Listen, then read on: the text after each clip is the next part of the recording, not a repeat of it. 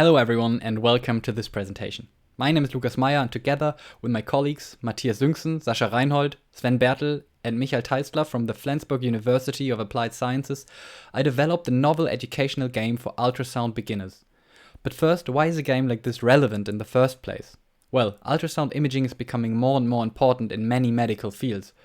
However, many medical curricula incorporate ultrasound imaging only insufficiently, which is mainly due to time constraints, highly cost of ultrasound equipment, and lack of sufficient faculty skilled with ultrasound. To help overcome these issues, we developed a game called the SonoGame at Home. Basically, the SonoGame at Home is a collection of multiple mini-games. The game teaches ultrasound basics step by step and uses geometric objects instead of anatomical structures. Therefore, it requires no prior medical knowledge or instructors. Also, the game is enhanced by gamification aspects, which have shown to further motivate players. The key aspect of the game, however, is that it doesn't require any special hardware, only a standard PC and mouse and keyboard, making the game playable anywhere, anytime, and suitable for private use.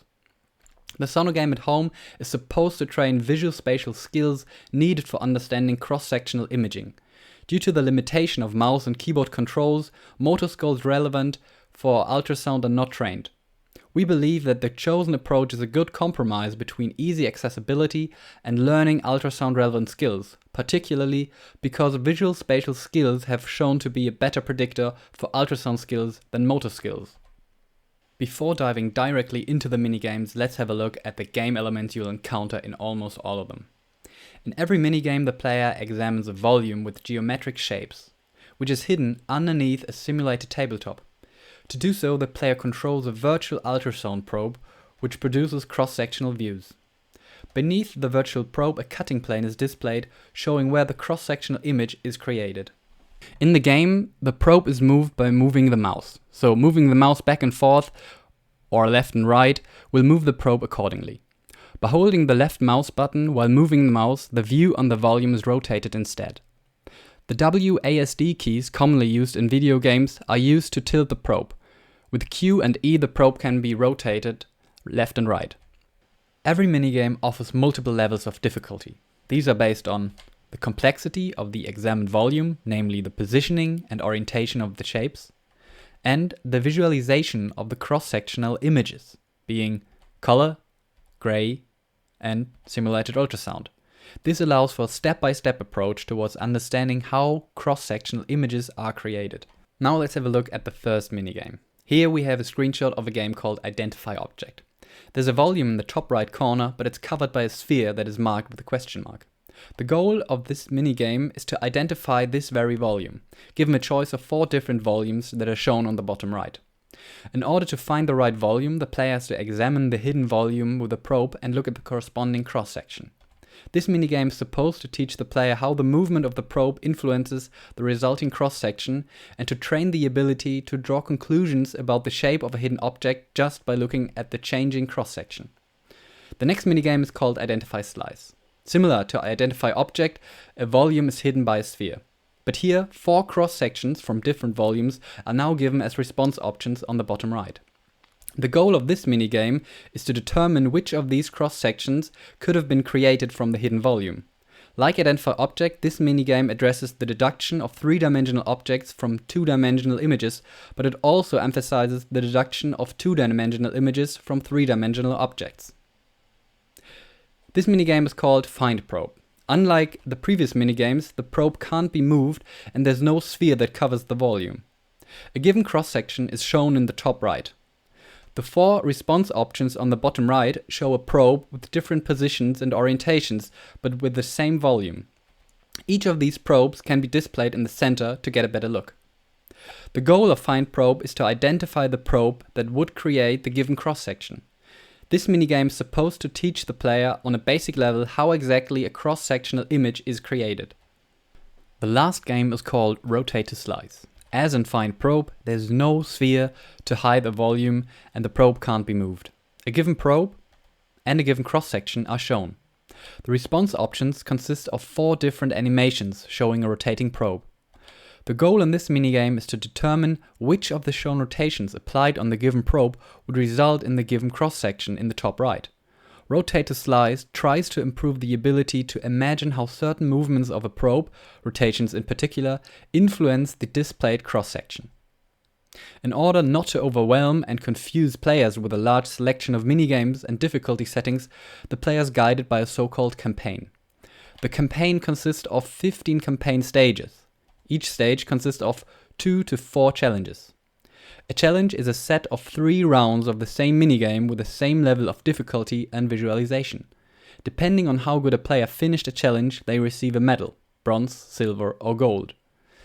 To get access to the next stage, a predefined and stage-specific amount of medals has to be connected.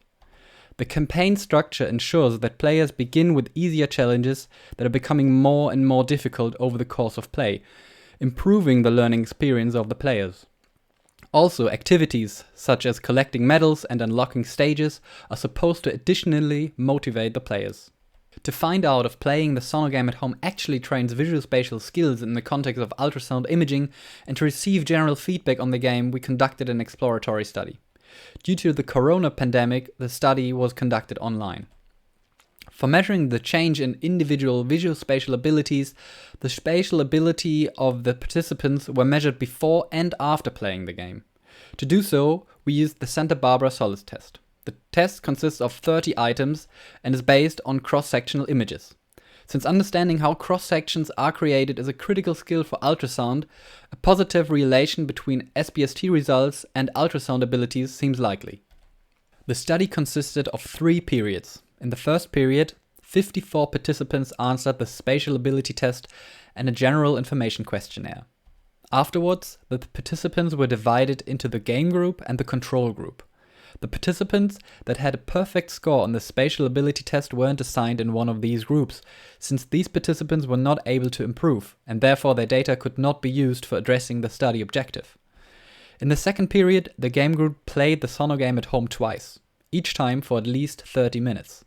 In the final period, the control group and the game group once again answered the spatial ability test, and the game group filled out a general feedback questionnaire.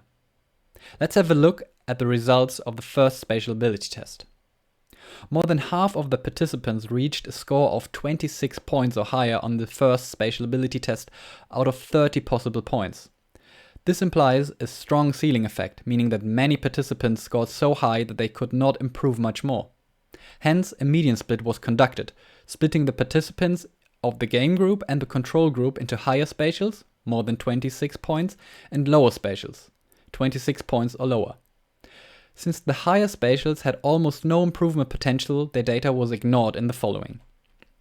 The average improvement of the lower spatials within the game group was about 5.13 points, and therefore higher than the improvement of the lower spatials of the control group, with about 2.16 points. To also statistically examine the groups for differences, the Mann-Whitney U-test was used. However, no statistically significant difference was found. Possible explanations for the lack of significance could be due to a very weak effect of the game, the overall short playing time of 1 hour, or most likely due to the low number of participants remaining after the median split.